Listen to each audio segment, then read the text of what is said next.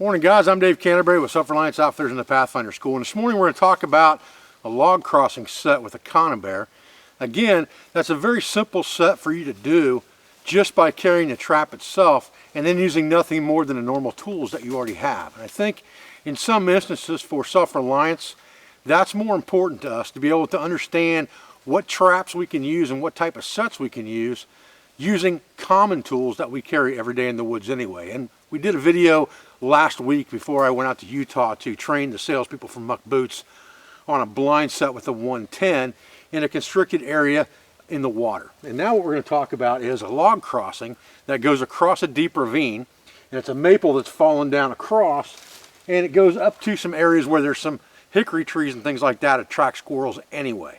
So something's going to be crossing this log. It's very easy to set this, and there's multiple logs across this ravine all down through here. So multiple sets with 110 Conibears is going to give you the best results. Now you don't have to use a 110. You could use a 120, a 155, depending on what you're trying to trap and what the legalities are in your area. What I'm going to use is I'm going to use a round trap that's about the same diameter as a 120, which means it's got two springs. And it's much easier to set traps that have double springs on them on log crossings because you're going to use those springs to attach the trap and just have to use cordage at that point and nothing else. So stay with me and I'll show you how to set this up real quick. Okay, so we've got a maple right here that goes across that ravine and up into the woods. And up in that woods there are lots and lots of poplar, hickory, and things like that. They're going to attract animals like squirrel. So chances of them using these log crossings are pretty good. Again, there's multiple log crossings out here, so you'd probably want to trap them all. But what I'm going to show you how to do is put a 160 style trap right about there using nothing but cordage. Stay with me. Okay, so we have a trap here that is basically a double spring style Conibear trap. And when we open this thing up, we've got safety springs on both sides. So we want to make sure that we're opening this thing up so that the safety latches don't fall off. In other words, we're opening it up right side up. And then we can slide the safety latches back as far as they'll go. We don't have to worry about anything right now. We've got the whiskers dead in the center of this thing. And now I've got a cable on this thing that I can tie it off with. But if I get out here on this tree, I can get into an area out here that's a little bit constricted by some overhanging brush like this. I don't have to get too far off the bank, but I want to get a little bit down off the bank, just like this. Get that thing centered up a little bit. It doesn't have to be perfect. That animal's going to run into them whiskers either way. And you can see that trap's pretty well stabilized right there. If I just tied that thing off to something, when something runs through there and trips that trap, it's just going to fall to the wayside and it's going to be attached. But if we want to attach that thing so it can't fall away or can't do anything, all we really have to do is take a piece of bank line. It doesn't even have to be a large piece of bank line that we're already carrying. Paracord would work just fine for this. And I'm just going to tie a loop on this thing and give myself enough tail to tie on the other side, just like that, with a little bit of tail on it.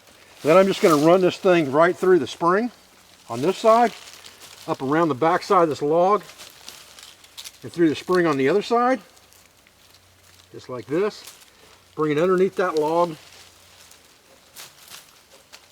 And I'm going to use that loop that I created here as a cinching loop, just like this, to cinch that thing down and tie it secure right there.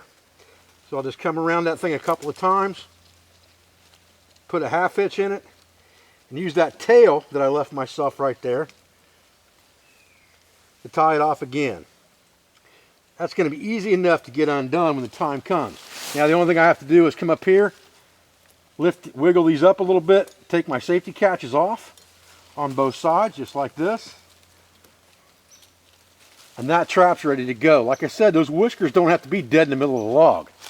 That animal's going to hit them things going through there no matter what. He's constricted down right here by these sticker bushes a little bit. The trap is far enough out on the log, he's not going to avoid the trap to jump on the log. He's going to jump on the log here on the bank somewhere and run right through that trap. And I'm going to nail him. The trap's not going to go anywhere. It's going to spring right where it's at, and it's going to be sitting there when I come back tomorrow. Now, I could have just taken something like a piece of bank line. Because I've got this trap set up to be staked, I could have, I'll put these safety latches back on here. I could have just taken this bank line and tied it off to the log somewhere else, or tied it off to something else, because I have a piece of cable on there that I use for staking the trap. So it's easy enough to just tie that cable off somewhere and not have to worry about it at all. I could have just took my bank line and attached it to this piece of cable that I've got hanging down over here on the back side, right here, and tied it off to a root or whatever I wanted to tie it off to the side. The trap would have just fallen off the log and fallen aside when it went off. So that's a real easy set for a trap like this. And it's a very effective set for a trap like this, because animals are going to sooner or later cross these logs.